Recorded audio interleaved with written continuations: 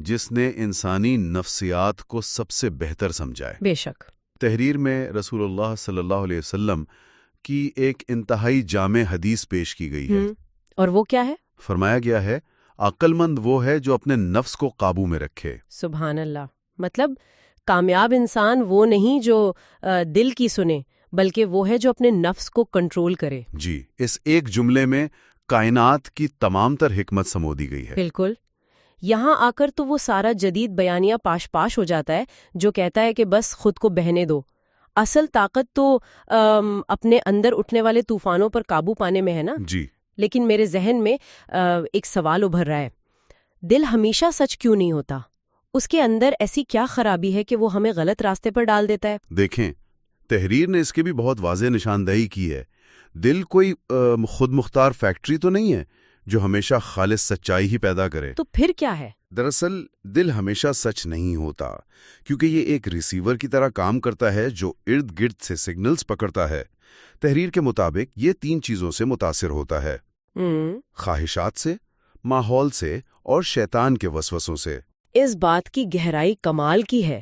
ایک تو انسان کے اندر کی حیاتی خواہشات ہو گئی، وہ تو ہم سمجھ گئے، لیکن ہاں، ماحول کا جو ذکر ہے نا، وہ بہت سوچنے پر مجبور کرتا ہے۔ بالکل۔ ہم انسان ہمیشہ اپنے ماحول کا عکس ہوتے ہیں۔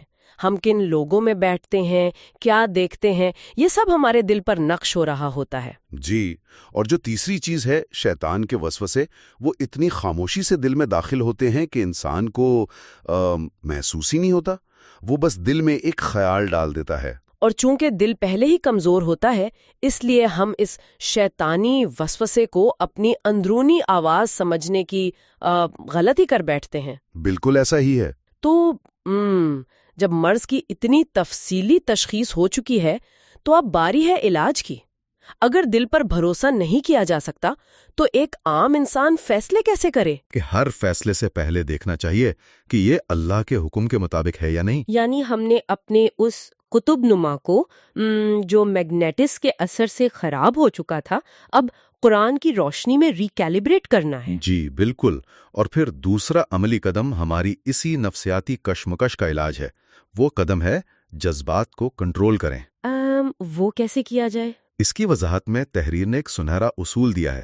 ہر بات پر فوراً فیصلہ نہ کریں، بلکہ سوچیں، رکیں، پھر فیصلہ کریں۔ واہ، میں تو کہوں گی کہ جذبات کی رو میں بہتے ہوئے فیصلوں کے سامنے یہ اصول ایک بہترین سپیڈ بریکر کا کام کرتا ہے۔ بہت عمدہ مثال دیا آپ نے۔ جیسے گاڑی کتنی ہی تیز کیوں نہ ہو، سپیڈ بریکر پر اسے رکنا پڑتا ہے۔ اسی طرح جب جذبات کا طوفان آئے تو بس سوچیں، رکیں، پھر فیصلہ کریں۔ اس سے دماغ کے منطقی حصے کو کام کرنے کا موقع مل جاتا ہے۔ بالکل درست۔ اور تیسرا حل اس بات کا توڑ ہے کہ دل ماحول سے متاثر ہوتا ہے۔ تحریر کے مطابق تیسرا قدم ہے اچھا ماحول اختیار کریں، کیونکہ انسان ہمیشہ اپنے ماحول سے متاثر ہوتا ہے۔ اچھے دوست اور نیک محفلیں دل کو صحیح سمت میں رکھتی ہیں۔ جی، اور آخر میں چوتھا حل کیا ہے؟ چوتھا اور سب سے اہم قدم ہے دعا کریں، اللہ سے ہدایت مانگیں، کیونکہ انسان چاہے کتنی ہی کوشش کر لے، وہ کمزور ہے۔ بے شک، جب اللہ کی طاقت آپ کی پشت پر ہو تو کوئی وقتی خواہش آپ کو گمراہ نہیں کر سکتی۔ بالکل۔ اور اس ساری تفصیلی بحث اور عملی اقدامات کے بعد اب ہم اس گفتگو کو سمیٹتے ہوئے ایک ختمی نتیجے کی طرف آتے ہیں۔ جی، اس پوری تحریر کا نچوڑ ایک سطر میں بیان کیا جا سکتا ہے، اور وہ یہ ہے کہ نتیجہ دل کی سنو نہیں بلکہ اللہ کی سنو ہے۔ کیا بات ہے! اور اس کے پیچھے جو منطق ہے نا، وہ بہت مضبوط ہے۔ وہ کیسے؟ کیونکہ تحریر کے مطابق دل غلط ہو سکتا ہے لیکن اللہ کا حکم کبھی غلط نہیں ہوتا۔ انسان کا دل تو لمحہ بلمحہ بدلتا رہتا ہے نا، لیکن اللہ کی دی ہوئی ہدایت ہر دور کے لیے کامل ہے۔ بے شک۔ اسی لیے تحریر کے بالکل آخر میں نا ایک انتہائی اہم سوال چھوڑا گیا ہے، اور وہ سوال ہے، کیا ہم اپنی زندگی اپنے دل کے مطابق گزار رہے ہیں یا اللہ کی ہدایت کے مطابق؟ یہ سوال دراصل ایک آئینہ ہے جو ہمیں دن میں کئی بار دیکھنا چاہیے۔ اب ہم اس سیشن کے بالکل اختتامی حصے کی طرف آتے ہیں۔ جی، جیسا کہ ہم نے شروع میں بتایا تھا کہ یہ تمام تر شاندار رہنمائی ایک خاص ماخذ سے لی گئی ہے، لہٰذا ہم ماخذ کی ہدایت من و ان پیش کرتے ہیں۔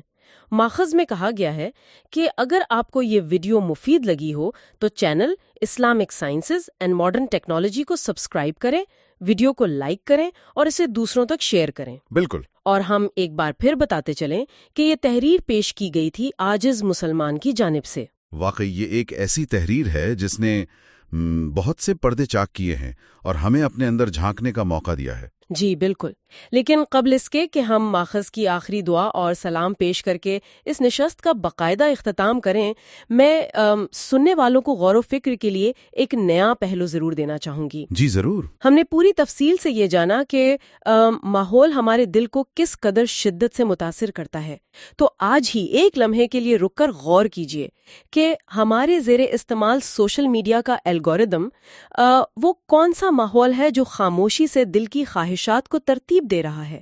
جو کچھ ہم روزانہ اپنی اسکرین پر دیکھتے ہیں، کیا وہ ہمیں اللہ کی ہدایت سے دور تو نہیں کر رہا؟ کیا اسے بدلنے کا وقت نہیں آ گیا؟ یہ واقعی اس دور کا سب سے اہم سوال ہے جس پر ہر انسان کو سنجیدگی سے سوچنا ہوگا۔ بالکل۔ تو اب ہم اس تحریر کی اسی خوبصورت دعا کے ساتھ اپنی گفتگو کو سمیٹتے ہیں جو ماخذ میں دی گئی ہے۔ اللہ تعالی ہمیں اپنی خواہشات پر قابو پانے اور سیدھے راستے پر چلنے کی توفیق عطا فرمائے۔